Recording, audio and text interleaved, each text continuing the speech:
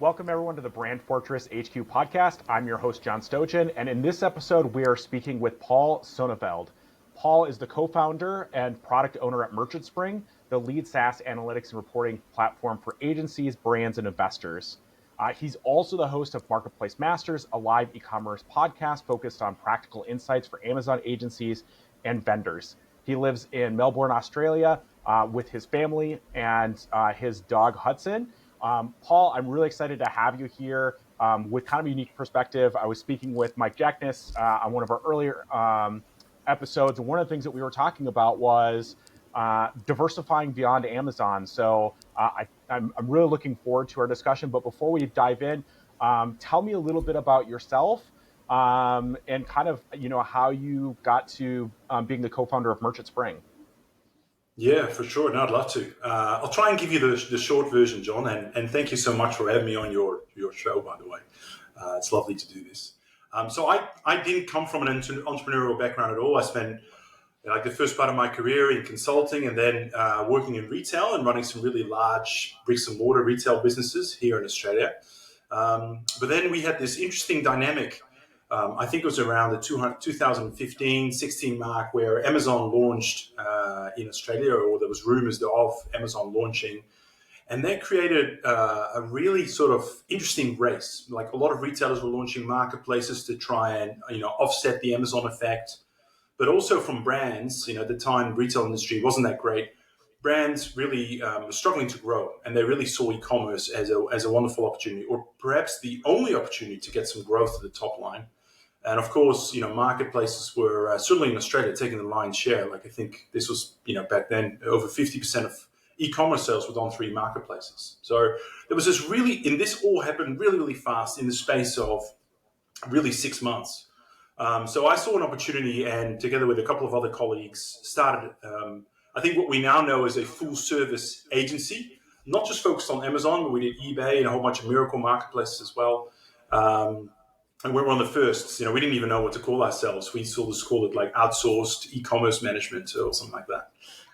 And then from there, we run that agency for a while, and we really discovered that we needed some better tooling. So we hired our first developer, I think, back in 2018 or 19, that they built kind of an internal prototype that we used to monitor the sales of all of our own clients across different platforms. And to cut a long story short, at some point we decided, hey, this software play is much more interesting than running an agency or service business, and we sort of doubled down on that, raised a bit of capital, hired a lot more developers, and shut the agency business down. And that's sort of how I got to be an entrepreneur. Actually, it's certainly funny to look back now because I've never thought of myself as sort of a risk-taking entrepreneur. I'm always sort of been on the more conservative, analytical side of the spectrum. But I've certainly learned some new things about myself over the last few years. Yeah, so doing some background, and one thing that I noticed was that I think you bring that's unique is that kind of that consulting background, and it's not just any consulting, but doing that research. I noticed that you were consulting for Boston Consulting Group, which you've got to have some pretty serious chops in order to be working with them. So I'm curious, do you feel like there was things that you learned from that experience that translated into the agency work that you did, and now as the co-founder of Merchant Spring? Yeah, look, I think it's got lots of pros and cons. It's certainly not all pros. Like, I think what helped me is the analytical thinking, sort of to think through frameworks and to, let's say you're thinking about an opportunity to really quickly assess in a robust way, whether it's something you want to go after. I think a lot of entrepreneurs like shiny objects, and they very quickly get distracted by chasing. There's so many entrepreneurs I meet. They're not satisfied with starting one or two businesses. They need to have 3 businesses on the go. I think you might have at least 2 as well, John, if I'm not mistaken. But yes, I think guilty as charged. Absolutely. That's certainly helped me a lot. And I think also just in terms of when it comes to client service, having that sort of polish from working in a professional environment and serving clients all the time, that's definitely helped. I think what doesn't help is it does make I mainly work for like blue chip corporates, and doing a lot of analysis, and you can be guilty of a kind of death by analysis, right? There's always a reason not to jump into something because you need to analyze this or analyze that. So certainly I found that I just have to, for example, when I started this business, one of the things I said, actually, I'm not going to do, sounds like a silly idea, and I wouldn't offer this advice to anyone, but I knew it was going to be a stumbling block for me. So I actually said, look, I'm not going to do like a complete market sizing and look at the opportunity. My gut feel says there's an opportunity here, and I'm just going to go for it. Which was actually, entrepreneur goes, yeah, of course, no problem. But for me, that was like so counter my personality and how all my training and all that. But I felt I've got to do it. Otherwise, as soon as I spend time behind a spreadsheet, I'll talk myself out of the opportunity because it's not big enough or this or, so yeah, no, it's definitely been some great, I think some great things to the table. But there's also some watch outs for me because I think it can hold you back as a little bit as an entrepreneur at times. Yeah, I think it's just good on you as far as I think having that skill where a lot of entrepreneurs that maybe don't have that background really do rely almost too much on their gut without having kind of the chops to do the analysis if they need to look at what's that market opportunity and how can I stand out from the competition. Although I would say that that's probably coming in more and more handy if we look specifically at the Amazon marketplace as it gets more crowded. Folks that are listening to this that probably already have a brand, they've got some traction, and they're looking at how do I win on Amazon and beyond over the next couple of years. And I think that analysis that you talked about is going to be a big part of that, deciding what areas do we expand into. So with that said, probably the biggest question that I hear a lot from folks that are like, okay, I feel like, yes, I can launch some more products on Amazon, but I've kind of, reached maybe 80 or 90% of, the opportunity there, especially, if they're based in the US and they're focused primarily Amazon US. From what you do at Merchant Spring, when do you think that do you recommend brands start to look beyond Amazon for those additional marketplaces? Yeah, look, I would say there's no hard and fast rule, right? And the answer to that question is changing, and of course it will depend on what category you're in and all that. But what's really interesting, so just for context for your listeners, we have about over 220 Amazon agencies in the US, Canada, but also Europe who use our platform. And I talk to them, on a daily basis. Not all of them, but probably 5 or 6 a day. So last year or 2 years ago, when I was asking the question, right, if you have, you're looking after your clients' brands, if you have a couple of spare hours in the week, not that we have them, but hypothetically speaking, they just appear. How would you spend that time? All right. And certainly out of North America last year or 2 years ago when I ran this, the clear answer was, what, there's lots of upside on Amazon. Amazon is so big. There's so many opportunities. I'm going to reinvest that time in Amazon, whether it's like optimizing listings or running better campaigns or launching more products, all of that. That was a really clear answer. And by clear, I mean like 90% of the people would just give that, right? They would say, don't talk to me about other marketplaces and all these things. What we're seeing now, though, is I think the opportunity is still there from a sales point of view, but profit is getting a little bit harder, right? So, obviously, it's not a secret that Amazon's growth strategies is a lot. I mean, there's lots of businesses, obviously, that Amazon owns, but one of the big part is obviously their advertising business, and they're investing heavily.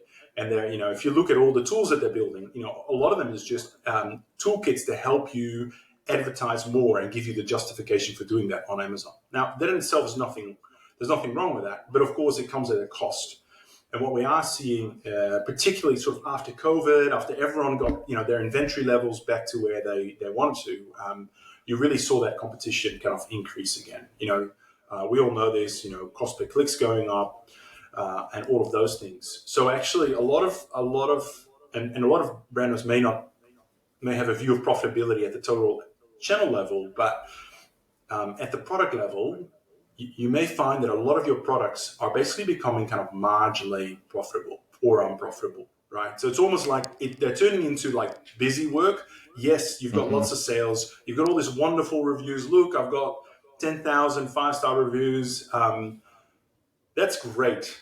And certainly I don't want to sort of detract from all the hard work that you put into doing that. But, my view is if there's not cash flow flowing into your bank account, you're kind of, you're at risk of being busy fools, right? And I say that in a nice word. I don't want to offend any of the listeners, obviously. So profitability is being a big focus. So I think you need to really double down on that and maybe de-emphasize some of the sales piece. So really, what does that mean? That means one, looking at your portfolio, say on Amazon in North America, and say, right, how do I optimize the portfolio? How can I go hard on the SKUs that I'm making good money on still, and maybe pull out of products that that are break even. Remember, these are all taking up your FBA inventory allocation, all these things, right? So there's some optimizations to be done there. So I just want to double click on a couple of things here because I think they're really important. Yeah. The first is, I think, most sellers that once they've got some traction that are probably listening to this are familiar, with ACOS, and they're probably familiar with tacos. I think, first of all, the important point that you make there is to be looking at those not as a brand or as an account, but to get more granular with it and start looking at it at the ASIN level. So you might have a hero product that you're selling, lots and lots of units, but if you actually did the math on that at the end of the month, it could be that your break even are actually losing money on that product. And so, you have to understand that when you're thinking about what products to put, your time and effort into. So I think that's the first thing that, I see a lot out there is that people are very good at looking at the account level, but not getting as granular as looking at the actual ASIN level. The other thing that I'm curious about is, so what is kind of are you looking at that from a tacos perspective? Are you looking at it from like a net gross margin perspective? Or is there, kind of one number that translates well across platforms to measure that health? Yeah. Look, so we are looking at a profit level SKU. So if you think about, there's in Amazon, there's about 170 different feed types, but Right. broadly, obviously advertising is a big part of your fee structure, right? So ACOS, TACOS, that's all really important. But there's a couple of others that have a material impact on your bottom line. The first one would be returns, right? So returns are really things that can really kill your product. Particularly if you're kind of refunding people and the product's not being returned, restocked, all of that doesn't happen that often. The second one, obviously, is COGS, right? And there's lots of rules of thumbs about what your percentage COGS should be, but obviously the cost of the product is super important. And the third one is obviously all those FBA inventory fees as well. Now, there's more fees than that, but those are the big ones, and particularly where your price point, and I'm probably going a little bit deep here, but where your price point per unit, your average price point starts to sort of drop below $25 to $20 a unit. It can be, the FBA fees, because these are all based on a kind of dollars that they're charged not as a percentage of your price, but on a dollar per fee per activity. And the activity is the same. It doesn't matter if it's a $20 product or a $50 product. So I'm seeing a lot of, profit just being eaten up by all of the kind of FBA fees and all of that. Now, you can complain about Amazon's so expensive and all of that, but to be fair to Amazon, it costs to have a person or even a robot to pick things, right?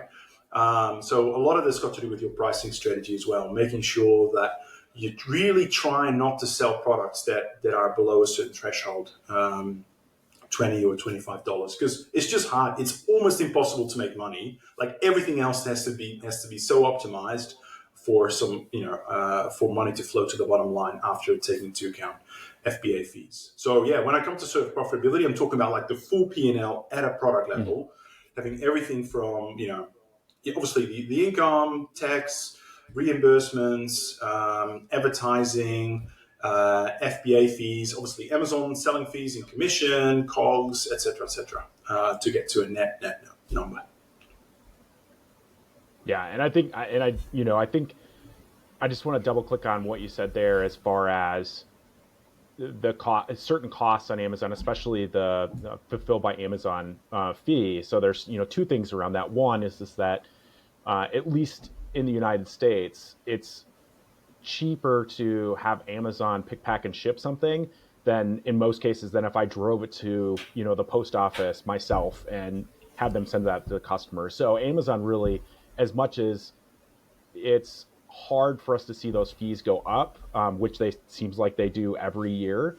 The reality of it is that compared to a lot of the other options out there, they still are more competitive than pretty much any other alternative. And then the other thing is when you talk about profitability, like you said, if you're selling a $20 product and it costs you $6 to ship, well, you're talking about absolute dollars, not a percentage. So, it's going to cost $6, whether that product is $20 or whether it's $50, but how much profit you have at the end of that is dramatically different. And I think as, we look at, planning out products to launch and looking at opportunities, it's important to look at those price points and understand what your costs are going to be through the full spectrum of that product, not just what's my FBA fee and what's my, cost to manufacture that product. Yeah, absolutely. Spot on. Spot on. So we talked about kind of profitability. And so you were saying that, brands that are seeing, volume is still there on Amazon, but they're seeing a real hit to the profitability. And that, it sounds like that's what's pushing them to some of these other channels. What are, maybe a couple of the channels where you see the biggest opportunity right now for brands that are in that situation where like, hey, we love the volume on Amazon, but we've really taken a hit on the profit line. Where should they start looking first? Yeah, look, that's really good. That's a great question. And I want to preface that by saying every time you add a new channel, you do, adding a lot of complexity. So, I'm personally not a fan of, let's plug in this piece of software and we've got you live across 100 channels and we're just going to pray and spray, because typically that means you get very little sales anywhere. And before I sort of give you my perspective, it's important to distinguish between this concept called, open marketplaces and curated marketplaces. Open marketplaces, Amazon, Walmart, anyone can sign up. There might be a small vetting process, but anyone can sign up. They're typically large, but also lots of competition, right? So obviously, just a quick word on Walmart. Walmart's growing a lot. It's not there where Amazon is at the moment, but if you look at the ratio of sellers versus buyers, the ratio is still looking pretty good.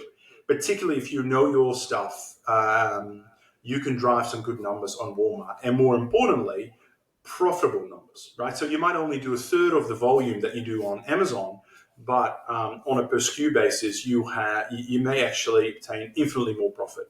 Predominantly because obviously your COGS is pretty much the same. I don't think you'll see much difference in terms of commission and shipping, but on a lot of those platforms, Walmart included, the advertising CPCs are way lower than what you see on Amazon, right? So if you're running, I don't know, a 30% ACOS on Amazon, maybe you can get down to, low double digits on Walmart. It will depend by category, Wow. but the point is, because the competition, there's two things we see on Walmart. One, there's less competition, but that's changing rapidly. So I'm not sure how long I can keep saying that for. But also, I still, even on our platform, we have a lot of Walmart stores connected where people don't run advertising, right? So that focus on leveraging the Walmart Connect, which is their advertising platform, is not as intense as you see on Amazon, and therefore, by definition, there's opportunities to be had. At least for now, whether that's going to close in 3 years' time, I'm sure it will. Is that something where what do you think what you're seeing from that is kind of the halo effect from the brand, in the sense of, if I find a product on Amazon, for example, but I have a Walmart down the street, and now instead of in some cases I might want to order off of Walmart or another platform, but maybe the awareness is built from finding it on Amazon. Are you seeing that happen, or is that still pretty early? It's hard to say. I do know that Walmart, as part of the application process, may ask you things around how much, what's the volume selling on Amazon. Or, Walmart certainly takes a keen interest in that. But they also, I know Walmart keeps a close eye on their top performers in their own marketplace with a view of, maybe bringing them in as 1P, either on the e-commerce side or actually ranging in stores. Now, I'm not saying that's an easy opportunity, but there are potentially further opportunities on the Walmart space that are not necessarily available on Amazon. Okay, so just for people that may not be familiar with 1P, essentially what you're talking about is selling directly to Walmart, kind of like Vendor Central, where you're selling directly to Amazon. Okay. Yeah.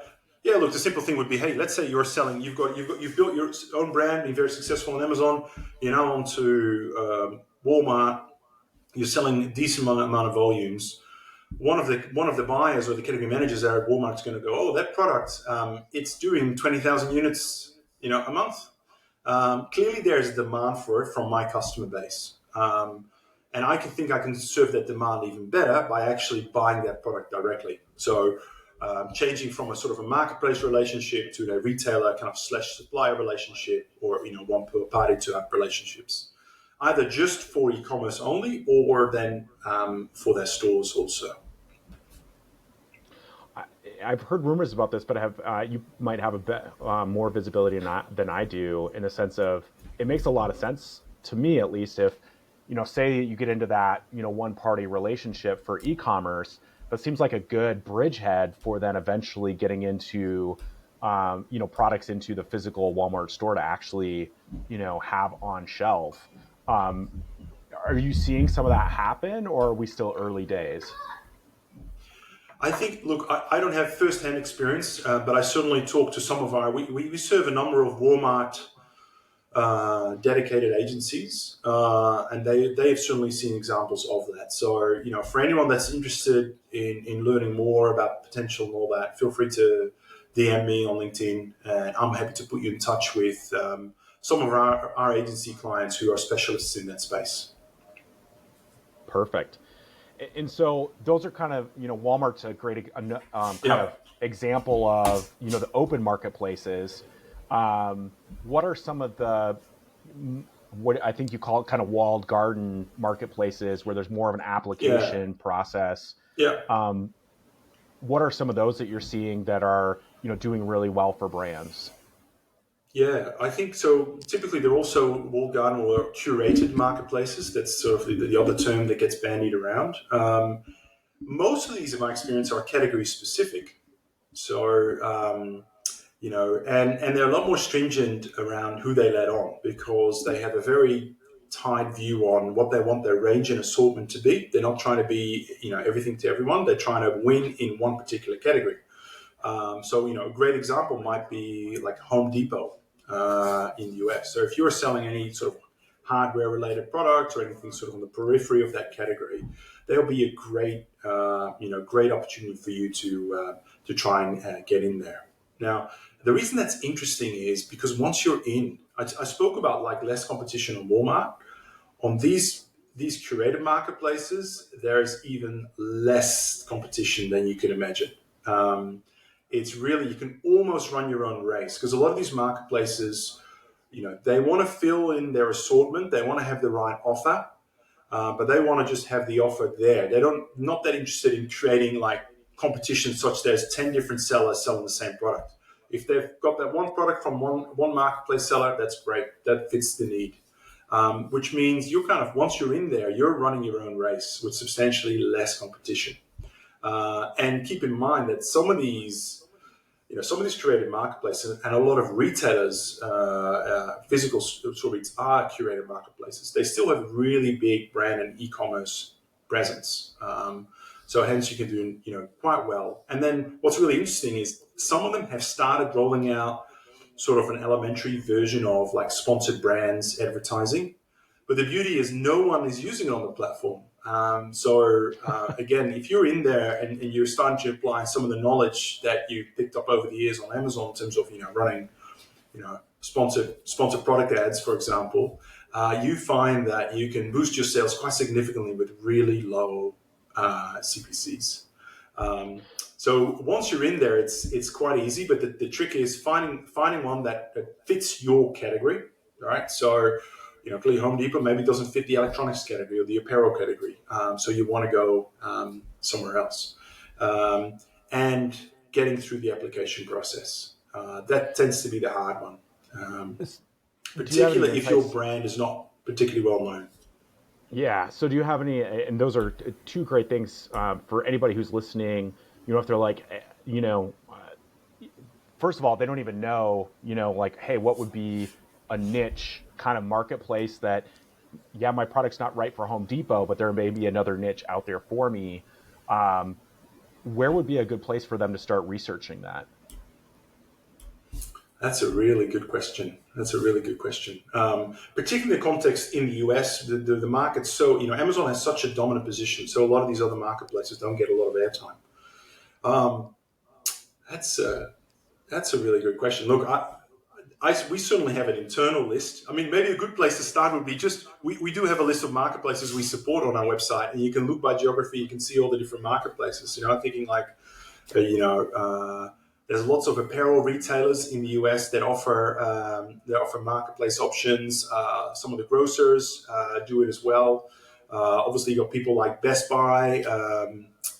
It's quite a long list, but a lot of these fly a little bit under the radar. So a bit of research required. Unfortunately, I can't think of there must be out there, and it's probably been a while since I've tried to look for it, but. So it's merchantspring.io. We'll take a second to kind of. You guys have a list on your website, you said, right? Correct.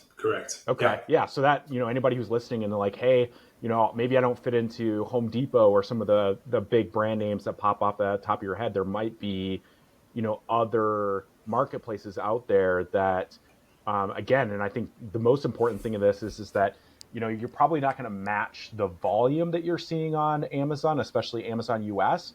But your profitability could be dramatically more selling through some of these other smaller marketplaces where, they just kind of really want, one of the leaders in the category. So now you're not fighting with, 10, 20 other products on that marketplace. So I think that's a great insight for people to take away.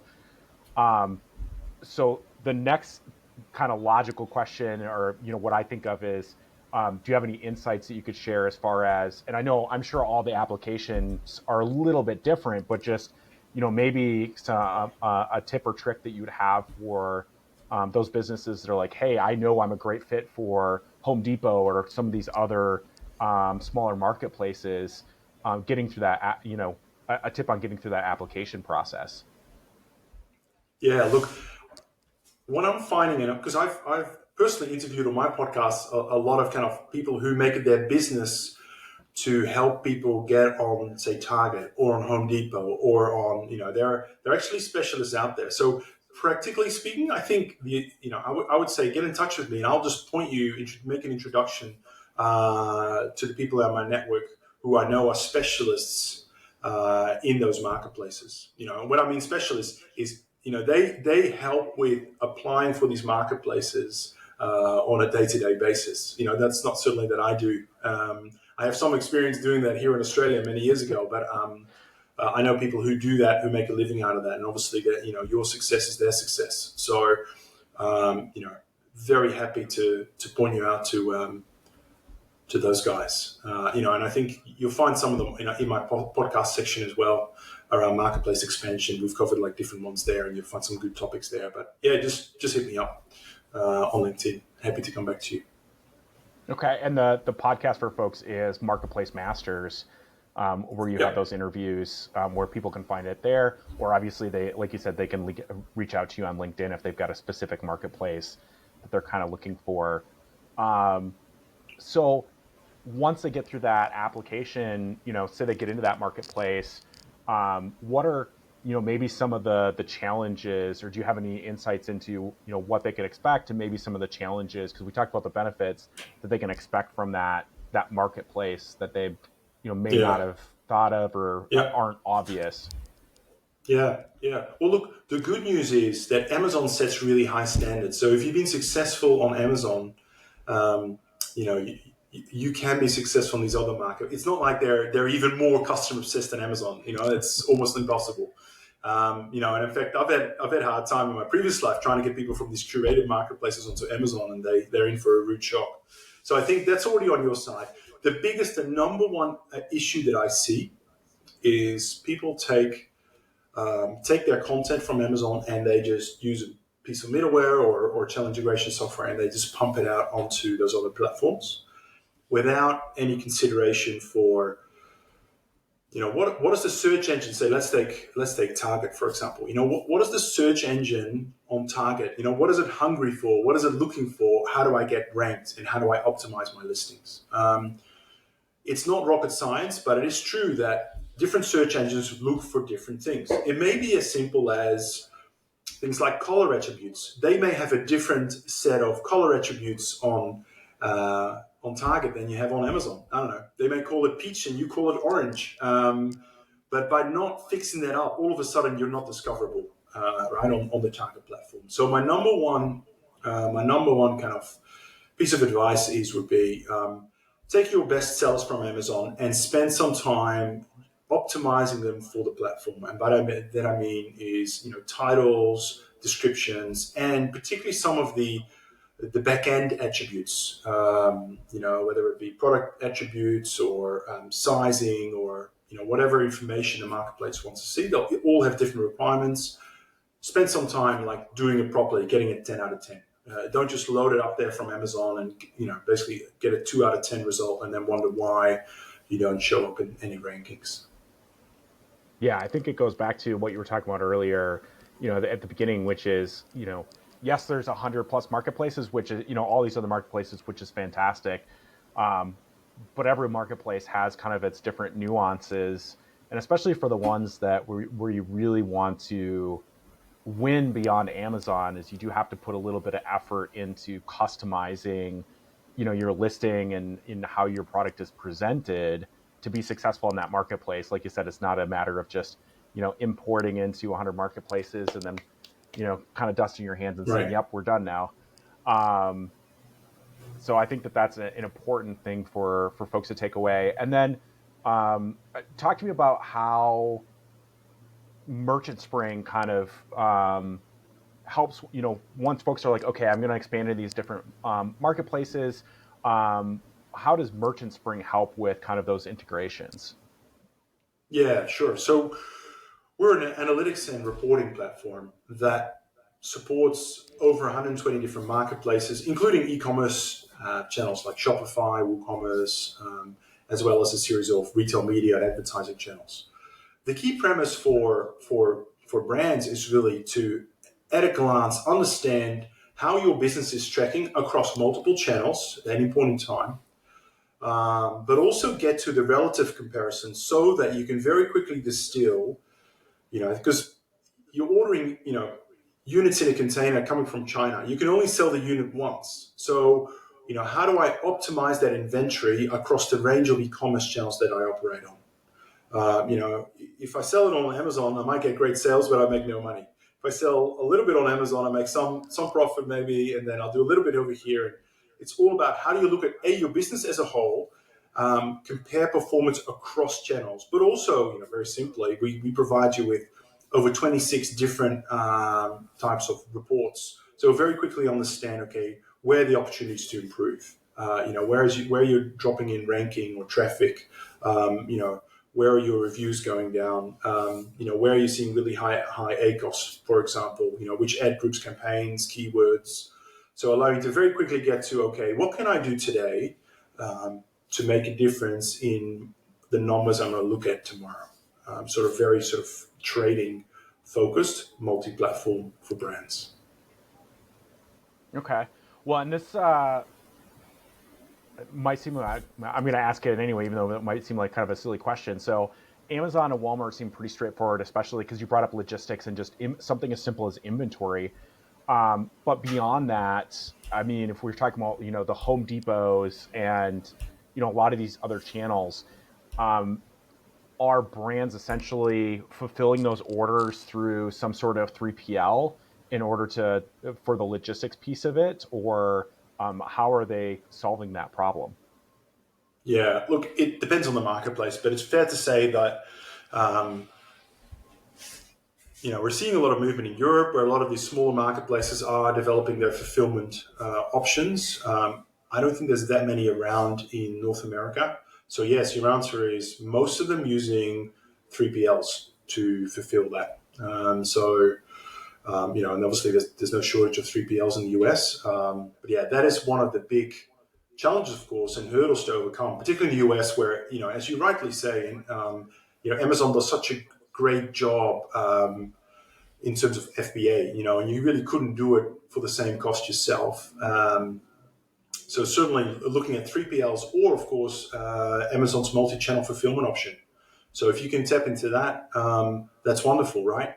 Check the T's and C's of the other marketplace, because sometimes you'll find that in their T's and Yeah. C's, they kind of block you from doing that, but not all. So if that's an option, certainly worth doing. Because I think a bunch of people got busted on Walmart for using multi-channel fulfillment through Amazon. It's if I remember, I've heard a few of those stories. I'm curious. I know Amazon has put a big effort now into having either unbranded boxes, or even I think at this point you can even have them use your branded boxes. So I think, are you seeing that as a viable alternative to kind of the traditional 3PLs that are out there, for brands that kind of want to consolidate inventory and limit the number of places that they have inventory?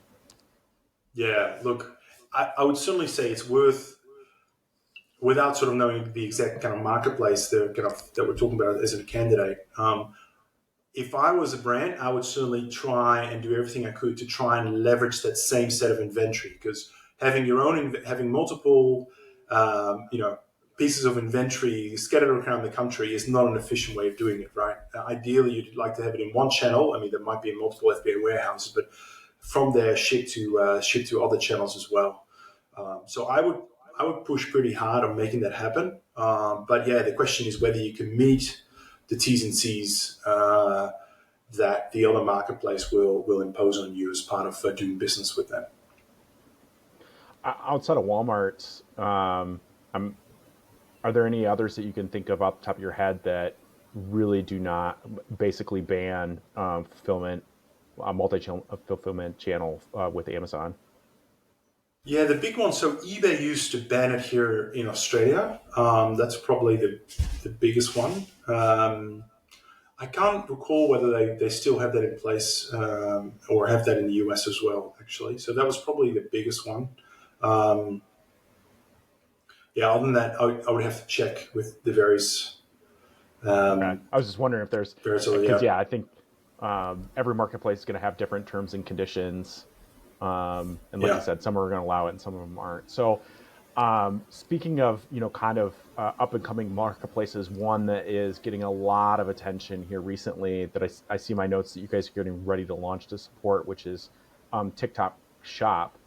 Um, what do you see? How is that opportunity? Well, I guess, what brands do you feel like that is a great opportunity for? Yeah, it's well, look, for us, it's early days, so we're about to launch the functionality, and I think we have one TikTok store connected right now. We're kind of in a really early we haven't officially launched yet. So once we have a bunch of stores connected, I can actually look at this much more, empirically. I think what's really interesting is, particularly if you think about the cost of Amazon, the profitability piece, having other channels, either take the transaction or drive traffic is of real interest. So, we are investing really heavily on this. So, we rolled out Criteo in Europe. We've got a platform called Mabaya, which is another sort of sponsored ads. So we're doing TikTok. We're planning to do some of the other social media channels this year. I think it's really important as a brand to be in different places, but also keep in mind that most of the clients we serve are agency clients.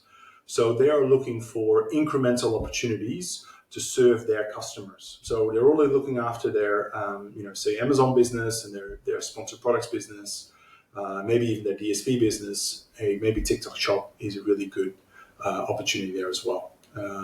So a lot of what we're doing is really come from the needs of agencies and where they see their business going in 2024. Okay. Yeah, and I think TikTok Shop is going to be really interesting to see how that rolls out over the next year or so. As you know, TikTok has already put a ton of resources behind it, and I would expect that they're going to continue to do that. Um, and there's going to be certain brands that channel is probably going to do absolutely phenomenal for, and then others, like you said, that'll probably see more of that small incremental sales where maybe it's not a ton of volume, but the profitability is a lot higher, like a lot of the other marketplaces that we've talked about that can have a big impact on the bottom line.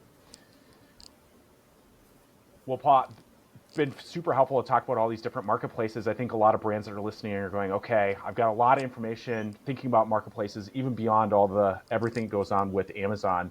What's maybe, one action item that you'd leave with the audience as they think about looking at these other marketplaces? Yeah, I would say if this conversation sort of generated some ideas and opportunities in your mind, step one, just do the research. Start on our website, but find what are the different marketplaces in your region that suits your category. That's step one. Step two, if any of those seem interesting to me, drop me a note and I will introduce you to our agency network or expert network who can help you go, at least give you a good and realistic view of your potential as to whether you'll be accepted on some of those creative marketplaces, whether you have the characteristics that those marketplaces are looking for. And I'm very happy to facilitate that intro. And number three, keep an eye on complexity. It's interesting that we started off with kind of this question around entrepreneurship and chasing after shiny objects and all that. You may find, there are 6 or 7, and there are some over here and over there. Keep in mind that with every marketplace, you do introduce organizational complexity within your business. So try and fight that and really do 1 or 2 and really make them work. Be happy with the amount of profitability you're getting out of it before jumping into 3 or 4. So make it a slow race and make sure you really succeed in those incremental marketplaces before you drive a lot of additional complexity into your business. Fantastic advice. And just to clarify, for people that want to connect with you directly, is LinkedIn, you said direct message is the best way if they're looking at these marketplaces and looking for, hey, Paul, I'm interested in Home Depot, or I think this would be great for my company. And, just as a reminder for listeners too, is if you're like, hey, I have no idea what marketplace, because I'm in, a very specific niche, your website, merchantspring.io, has a list of the over 100 marketplaces that you guys serve. And pretty much no matter what niche you're in, I got to imagine that there's at least a handful of other additional marketplaces that you can expand into. And again, just to double click on something that I think is so important is that, you may not get the volume from that marketplace that you're currently getting from Amazon, but your profit margins, which is what we're hearing a lot from brands right now that they're really struggling with, are going to be a lot higher on those secondary marketplaces where you don't have the fierce competition that we see on Amazon right now. So, Paul, thank you so much for being on the podcast and really giving us a perspective of all the opportunity that's in marketplaces beyond Amazon as brands look to grow and to really fortify their position now and going forward. Absolute pleasure, John. Thank you for having me, and look forward to doing another one in the future.